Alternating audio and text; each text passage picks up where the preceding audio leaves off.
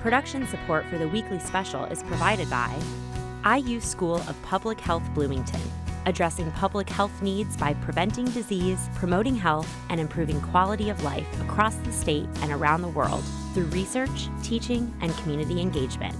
The Al Cobain Recognition Endowment Fund, established by friends and family of Al Cobain to support jazz initiatives on WTIU and WFIU.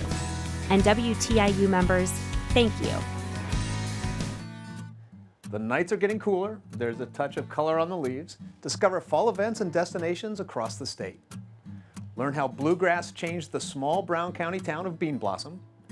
Take a trip to the home of the Tree City Fall Festival, Greensburg, Indiana.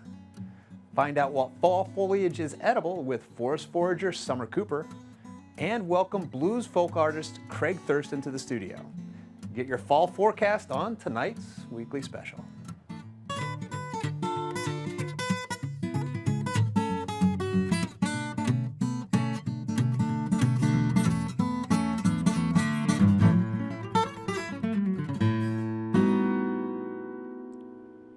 Welcome to the weekly special. Thanks for joining us tonight. I'm Daryl Neer. Hoosiers across the state are gearing up for autumn, and for many that means a trip to southern Indiana for the colorful fall foliage. Brown County in particular, but Brown County isn't just known for its stunning vistas. Artists have long flocked to the area, and tonight we're premiering the first of our three-part series on the history of bluegrass in Bean Blossom.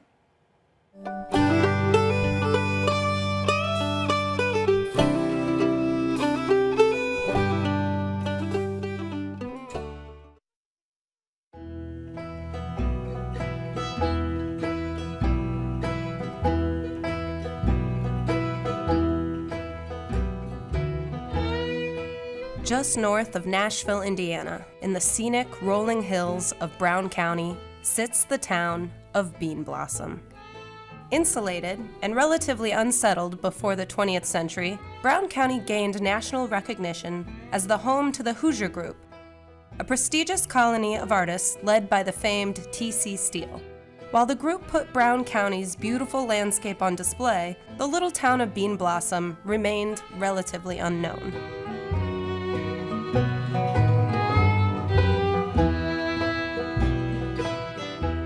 There are several stories surrounding the origin of the small town's quaint name, one that it shares with nearby Bean Blossom Creek. Some say it's a translation from the Miami Indian name for the creek.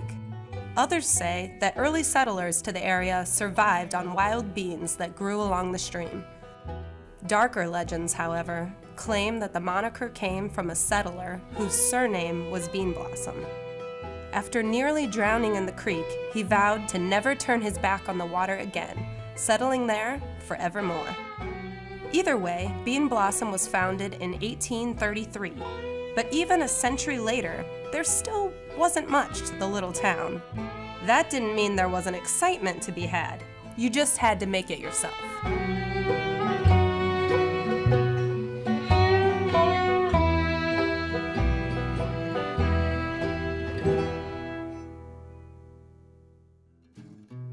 By 1939, the Great Depression had ended, and Hoosiers had a little more spending money in their pockets.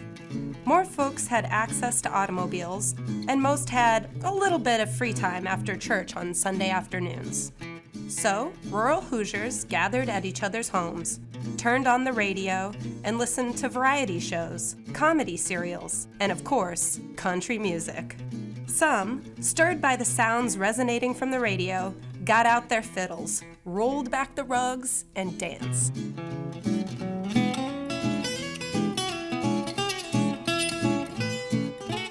These spontaneous music sessions inspired more organized concerts, held in crowded school gymnasiums and town halls. Despite such diversions, the newspaper reported that locals shared a general feeling of boredom. The town had only one tavern to speak of and no movie theater. So the folks of Bean Blossom continued to make their own entertainment, and how they went about it made music history. In the middle of the town, at the intersection of Indiana Highways 135 and 45, sat one of Bean Blossom's favorite gathering spots, Dan Williams's filling station. More specifically, the lunch counter in Williams's filling station became the place for musicians to hobnob, play country tunes, and explore what they called hillbilly music. They played the tunes they grew up with and songs they heard on the radio, the kind of country music broadcast by the greats of the Grand Ole Opry.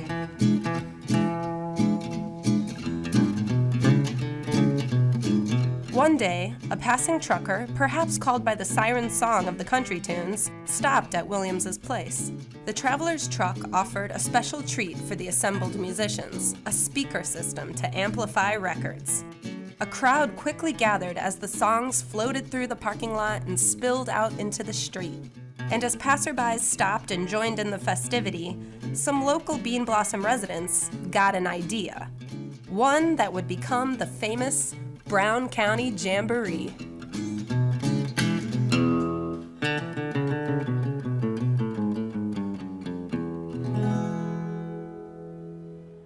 Tune in to our next show for the continuation of the series as we lead up to the 43rd annual Uncle Pen Days event at the Bill Monroe Music Park.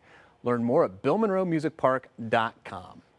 And if you'd like to learn more about incredible Indiana history, be sure to check out the Indiana Historical Bureau. They've been marking Indiana history since 1915 and are helping us bring you the story. Learn more at in.gov/history. Bean Blossom isn't the only tiny town with a big reputation. Little Indiana's Jessica Nunemaker is here to tell you more about Greensburg. Thanks. There's just something about a small town with a courthouse square, especially one as unique as today's featured town.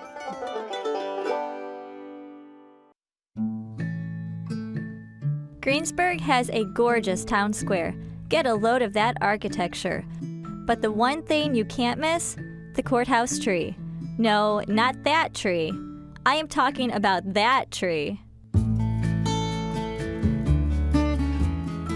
Since at least 1870, there has been a tree growing on that courthouse roof. It lives for a few years, withers away, and a new one always takes its place. No one is exactly sure how it even sustains itself, but there you go. Now, on with some sightseeing.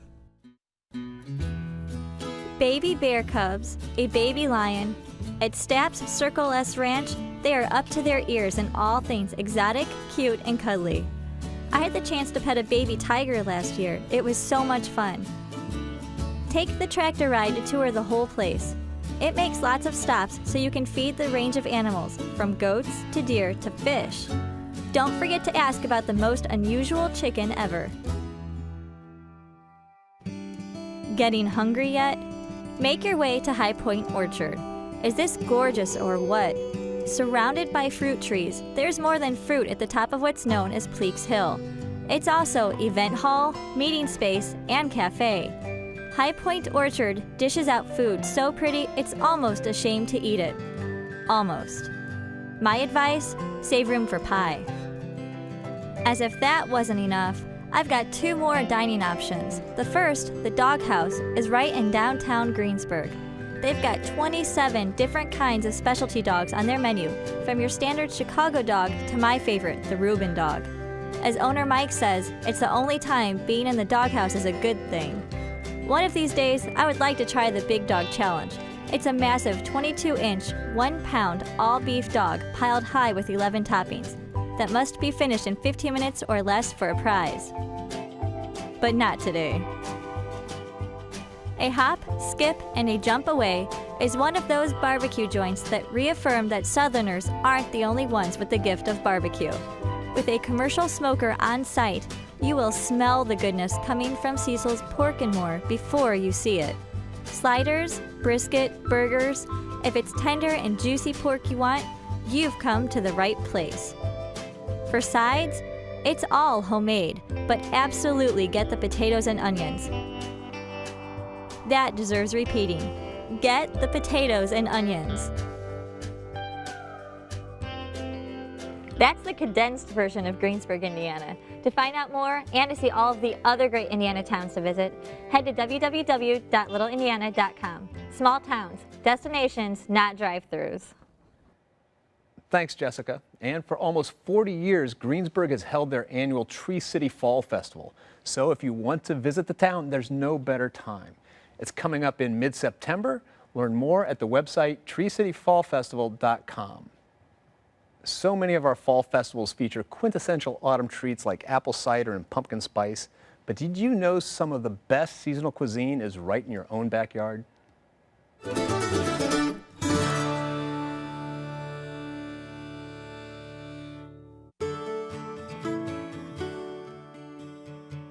When we think of locally grown food, usually a farm comes to mind, with plots of veggies in tidy rows.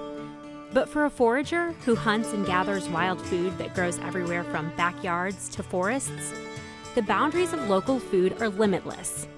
I look out in the world and I see just food everywhere. And I know that if people had an education to know what is good and what can be eaten, they could go out and provide for themselves a little bit better than they are right now.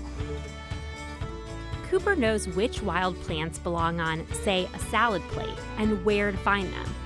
That has made her the go-to forager for Indianapolis chefs and farmers market vendors, who ask Cooper to harvest wild weeds and greens, mushrooms, berries, and other intriguing ingredients.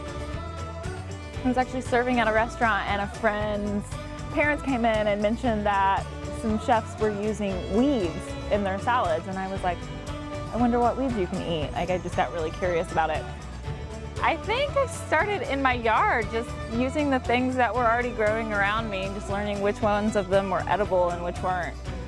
By day, Cooper spends her time working at local farms, which has shaped her experience as a forager. I think that we live in a very controlled world right now. Everything's kind of polished and filtered, especially when you're farming. You can kind of manipulate your agriculture. The time you plant and the time you harvest and the implements you put into that ground will make a huge difference. But wild food is kind of something that just grows itself. And it kind of connects you to what's going on in the natural world. I think it makes you pay more attention. Right after I started foraging, I could barely drive places because I was so busy looking on the sides of the road, to see if there was anything there I could eat. Nowadays, requests change with the season. In the summer, chefs ask Cooper to harvest mushroom varieties like oyster, hen of the woods, and chanterelles, which are her favorite. Foraging is definitely a treasure hunt. I think that's the part I like the most about it. I start beaming when I talk about it. It's so exciting. It's a bit of a gamble, especially mushroom hunting. They're so unpredictable. You just don't know. And when you get a really good patch, it's kind of a high almost. So when you're mushroom hunting, you want a mesh bag or some kind of basket. And what we're looking for right now is beech trees and oak trees, because chanterelles have an association with those types of trees. And you aren't looking for dead trees. They like the living, alive trees. A lot of mushrooms will grow on dead trees, but chanterelles are not one of those. Chanterelles are actually pretty easy to spot because they are orange. My fingers actually turn orange every year during chanterelle season because you're constantly picking up those orange mushrooms. Oh gosh, there's a huge slug on it. Do you see that? Slugs like these instead of snails. It's another way I kind of tell what I'm doing when I'm mushroom hunting. A lot of the same pests you'll find on that variety over and over, and it's almost like a double check to make sure that you're picking the variety you think you are, the pests you see on it. So we are getting towards the end of the season, and you'll start finding a lot more dried out ones. They start drying around the edges here. They kind of work their way in. At least one chef tells me he likes them a little bit better after they started to dry out because the flavors start to concentrate in the mushroom. But I'm a fresh girl myself. You kind of have to be a little bit of a billy goat if you want to mushroom hunt. You're up and down hills all day long. I think this is the best shape I've ever been in my life. I love that it's a job I can kind of go out and get away from everybody and just be out there by myself for a few hours doing it. And I love nature. I love being in the woods. And flavors, honestly. It's always fun to like learn a new flavor and explore something that you have never touched before, I think.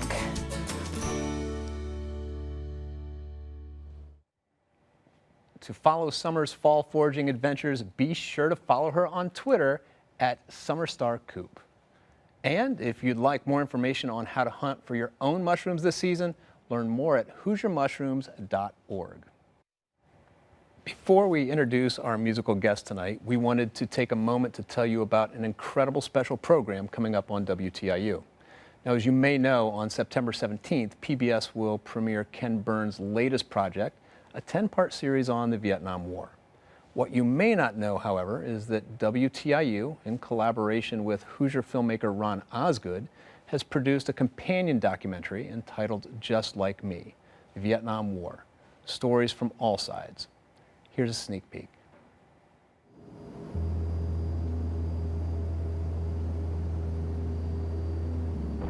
And there were a lot of bombing.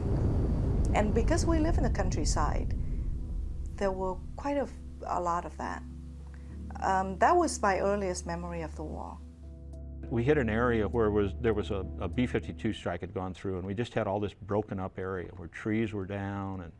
And I had one of the best guys on point, had Reuben Less. He didn't make mistakes. And he got out into this broken area, and he alerted, and just about the same time that he alerted to the left, somebody shot him from the right. And he dropped, and he was dead.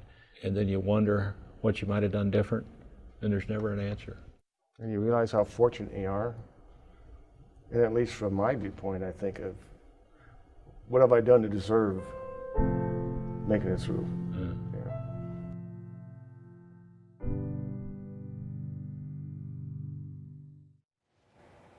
It truly is an incredible story that you don't want to miss. Just Like Me, the Vietnam War, Stories from All Sides, premieres Thursday, September 14th at 8:30 p.m. right here on WTIU. For more information, go to WTIU.org/justlikeme. And if you can't wait for September 14th, WTIU will be hosting a special preview event where you can join veterans and their families for a special screening of the program and participate in an extraordinary Q&A with producer Ron Osgood. That will be on September 9th. For more information, visit WTIU.org/events. Now, we are excited to welcome blues artist and Indiana native Craig Thurston to the studio. Let's learn more.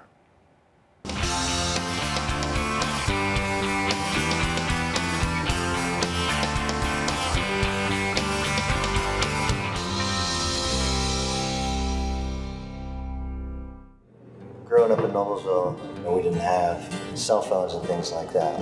It was really up to us to create our own reality. And that's when I started, tampering with what do I want to be, what do I want to do. Then they built a place called Deer Creek Amphitheater in Noblesville. I got a job there, and then I was just exposed to a huge music scene. Shortly thereafter, I bought a guitar. It took a while to get anything that sounded like a song. I thought it was going to be this instant thing with my guitar and jamming, but no, it wasn't an overnight sensation kind of thing. When I was at IU, I had the best teacher ever, and his name was Atanas Zedkov. I used to just kind of mosey along. He's always like, Craig, no, you walk fast to where you go, and you do this in life. If you want to do anything in life, you get there and do it. Don't just beat around the bush. If you want something, you got to go after it. Atanas always said I was good at making people feel what I felt.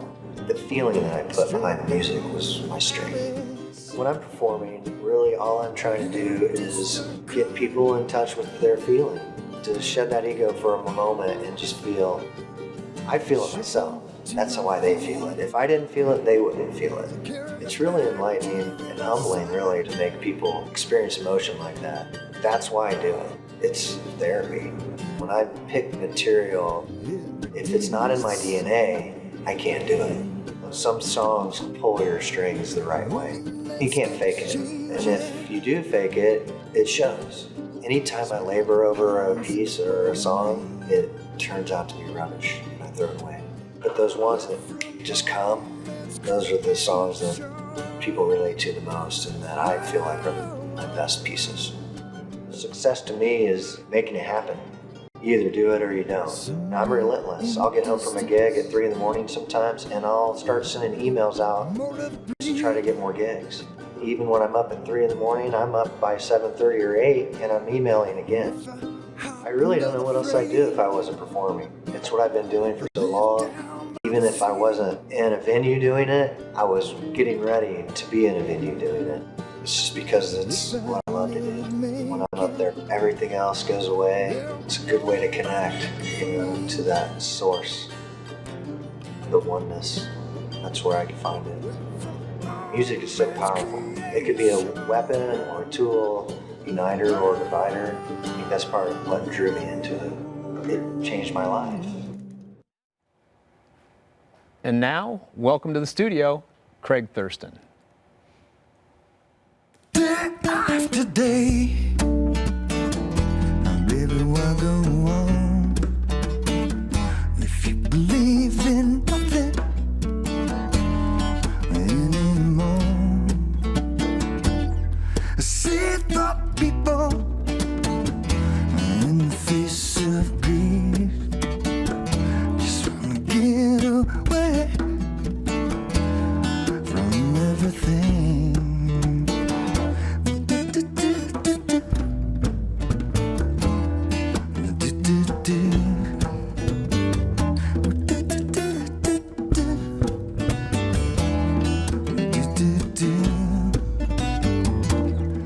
What was the question that the people don't know? Just ask me, oh babe, I don't run around for that gold. See, I'm lost in that world, my freedom's almost gone. Just keep on dropping down, I did another moment.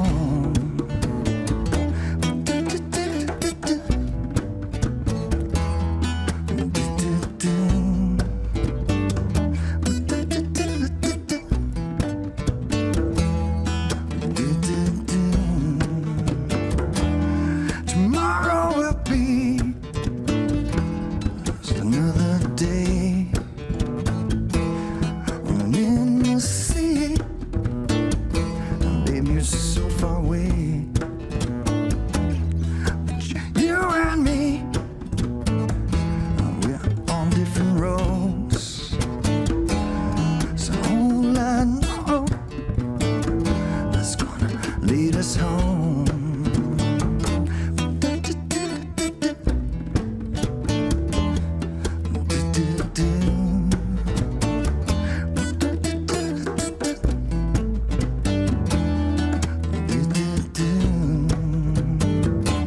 Day after day, day after day, day after day,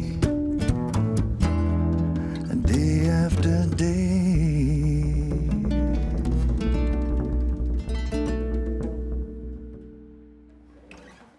Craig Thurston will be performing across the state throughout the fall. For the latest listings of his upcoming performances or to hear more of his music, visit reverbnation.com/acoustic Craig Thurston. And of course, be sure to visit our website for more destination ideas in your area. Go to weeklyspecial.org. That is all the time that we have for tonight. Thank you so much for joining us on this special fall forecast. Be sure to tune in next time for more great ideas in your own backyard. But before we go, here's Craig Thurston one more time. Enjoy and good night.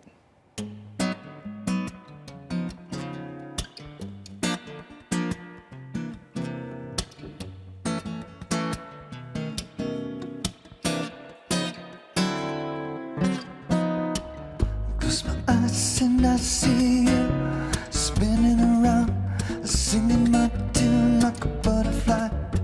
And all this bloom, the colors fade away too soon.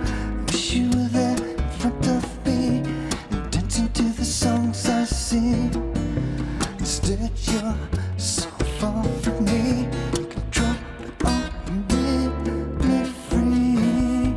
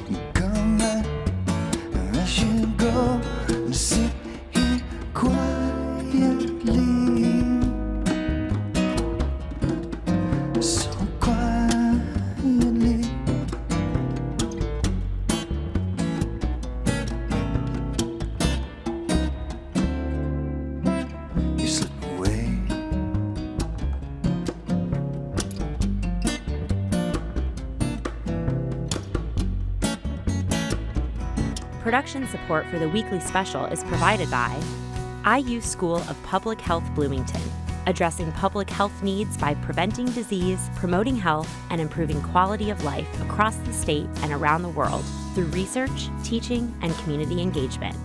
The Al Cobain Recognition Endowment Fund, established by friends and family of Al Cobain to support jazz initiatives on WTIU and WFIU. And WTIU members, thank you.